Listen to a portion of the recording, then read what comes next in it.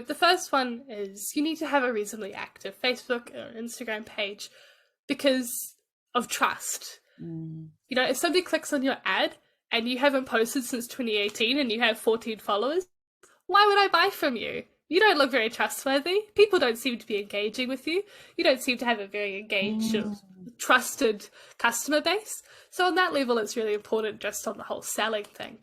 Even if you're not running Facebook ads, I think it's still very important to have a strong organic marketing, just so people can kind of verify who you are and all that kind of stuff.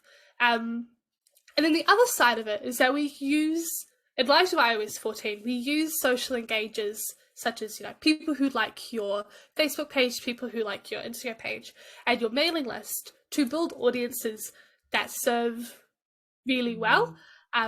So if you have a strong presence on both of these sites and you're doing regular email marketing and your email list is really engaged, that means we can make really quality audiences in your Facebook ads. And we can then also make them into lookalike audiences, which basically take all of the data from your people in your either social engagers or your mailing list and find people who act very similarly online. And then we can market to those people. And that tends to work very well as well.